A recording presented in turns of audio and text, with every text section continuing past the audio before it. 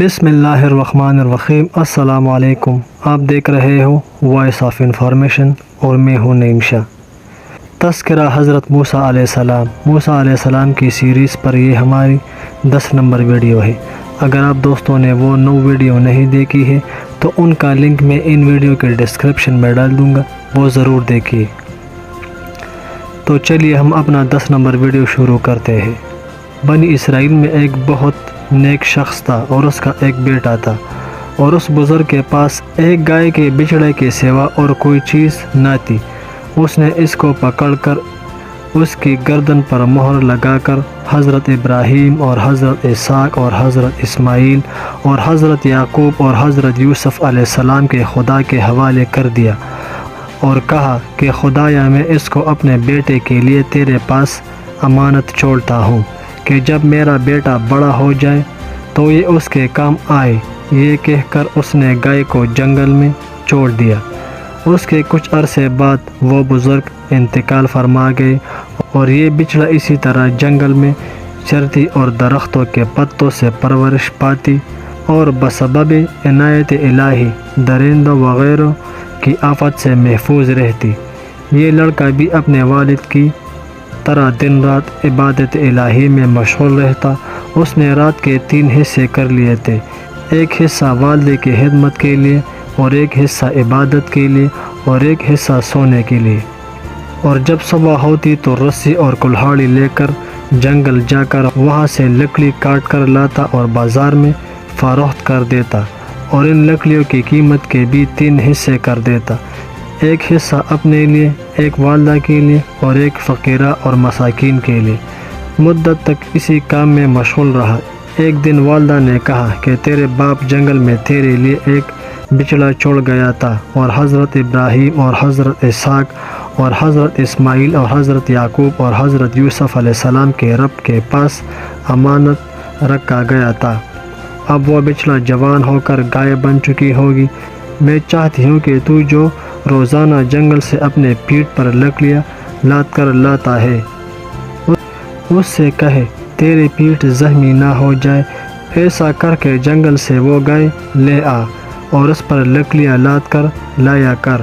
تو لڑکے نے کہا کہ اس کی کوئی خاص نشانی مجھے بتا دے، ایسا نہ ہو کہ جنگل سے میں کسی اور کی گائے پکڑ کر لے آؤں جو میرے لیے حلال نہ ہو۔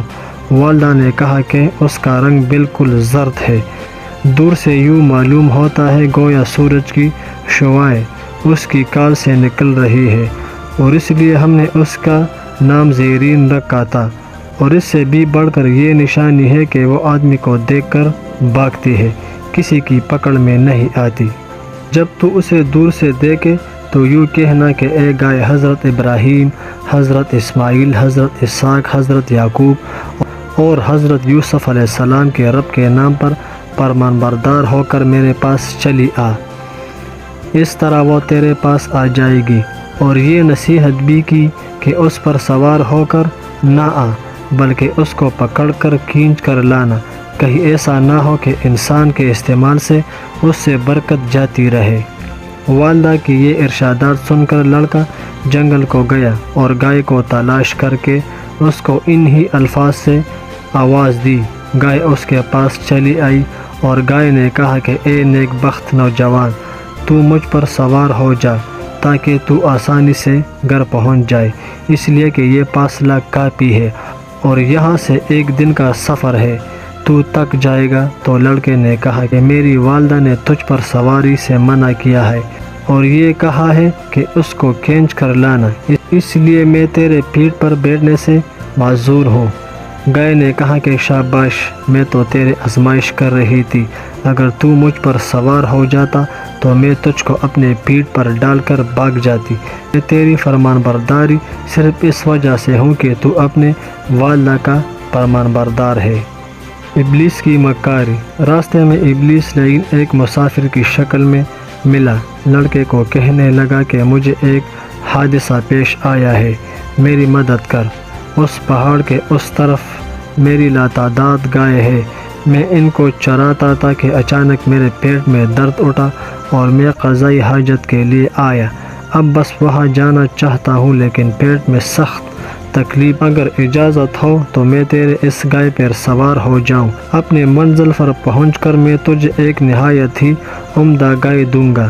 لڑکے نے کہا کہ میرے والدہ نے مجھ کو سوار ہونے سے منع کیا ہے، میں تجھ کو کیسے سوار کر سکتا ہوں؟ ابلیس نے کہا کہ مجھ سے کرایہ لے لو۔ تو لڑکے نے کہا کہ میں کسی صورت میں والدہ کی حکم عدولی نہیں کر سکتا۔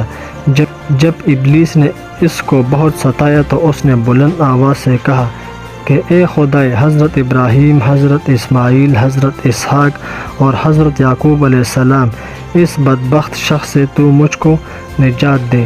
ابلیس نے جب یہ آواز سنی تو ایک جانور کی صورت بنا کر جلدی سے اڑ گیا۔ گائے کا بحکم خداوندی گویا ہونا۔ گائے نے لڑکے سے کہا کہ یہ ابلیس تھا جو کسی حلیہ سے مجھ پر سوار ہو کر میری برکت کو ضائع کرنا چاہتا تھا، اور جب تو نے اللہ تعالیٰ سے فریاد کی تو ایک فرشتہ اس کو دفع کرنے کو حاضر ہوا۔ فرشتے کو دیکھتے ہی اس نے ہمارا پیچھا چھوڑ دیا۔ بہرحال یہ لڑکا شام کو گائے سمیت گھر آیا اور راستے میں جو کچھ پیش آیا والدہ کو سب کچھ بتا دیا۔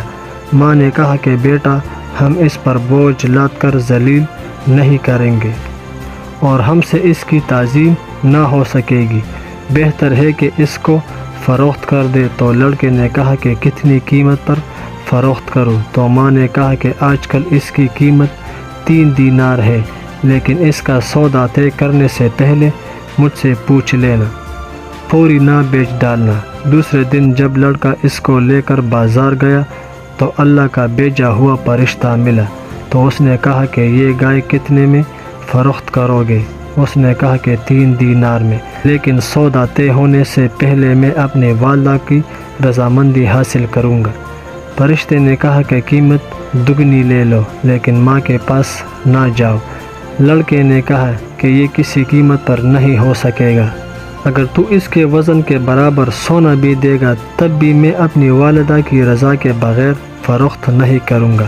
تب فرشتے نے اپنا سارا حال لڑکے کو بتا دیا اور کہا کہ بنی اسرائیل اس کی تلاش میں ہے، کیونکہ ان کی صفات والی اور کوئی گائے نہیں ہے اور انہیں ایسی گائے کی اشد ضرورت ہے، لیکن جب تک وہ تجھ کو خالص سونا اس کے چمڑے میں بھر کر نہ دے تب تک ان سے سودا نہ کرنا، تاکہ زندگی بھر وہ سونا تجھ کو کافی ہو، اور لوگوں کو معلوم ہو جائے کہ جو کوئی اپنے عیال کو اللہ کے سپرد کر دیتا ہے اللہ تعالیٰ اس کی اسی طرح پرورش کرتے ہیں، اور جو کوئی اپنا مال اللہ تعالیٰ کی امانت میں چھوڑتا ہے اللہ تعالیٰ اس کی اسی طرح بڑھاتے ہیں۔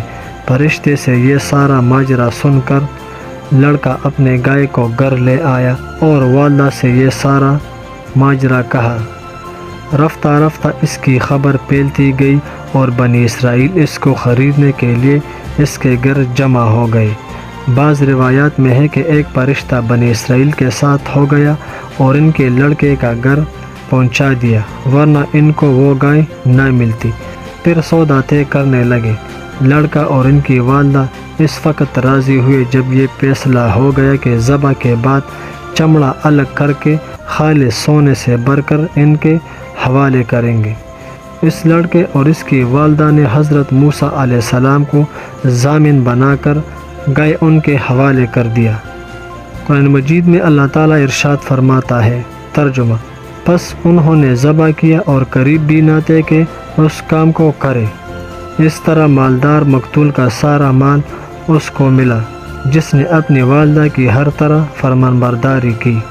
قرآن مجید میں اللہ تعالیٰ ارشاد فرماتا ہے، پس ہم نے کہا کہ اس کے کسی حصے سے مقتول کو مارو، اس طرح زندہ کرے گا اللہ تعالیٰ مردوں کو اور دکھاتا ہے تم کو اپنی نشانیاں تاکہ تم غور کرو۔ گائے کے کسی حصے کو مقتول پر مارا گیا اور مقتول نے تھوڑی دیر زندہ ہو کر اپنے بھتیجے کو قاتل ٹھہرایا، پھر عامل کے قتل کے بدلے میں اس کے بھتیجے کو بھی قتل کر دیا۔ اس گائے کو اگرچہ بعض مفسرین بچڑا لکھتے ہیں، لیکن ہم گائے اس وجہ سے بولتے ہیں کہ قرآن مجید کے الفاظ میں گائے ہے۔ یہ تھی ہمارے حضرت موسیٰ علیہ السلام کے تذکرے پر 10 نمبر ویڈیو۔ اگر آپ دوستوں نے وہ 9 ویڈیو نہیں دیکھی ہے تو ان کا لنک میں اس ویڈیو کے ڈسکرپشن میں ڈال دوں گا، وہ ضرور دیکھیے۔ اور اگر آپ دوستوں نے میرے چینل کو سبسکرائب نہیں کیا ہے تو پلیز چینل کو سبسکرائب کریں اور بیل کے آئیکن کو ضرور پریس کریں، کیونکہ اس طرح کی خوبصورت اور معلوماتی ویڈیو کی نوٹیفیکیشن آپ دوستوں کو ملتی رہے۔ ایک لائک، ایک سبسکرائبر سے آپ دوستوں کا کچھ نہیں جائے گا، مگر میرا بہت حوصلہ بڑھے گا اور میں اور بھی محنت سے کام کروں گا۔ ملتے ہیں ایک دوسرے ویڈیو کے ساتھ، اجازت چاہتا ہوں، والسلام۔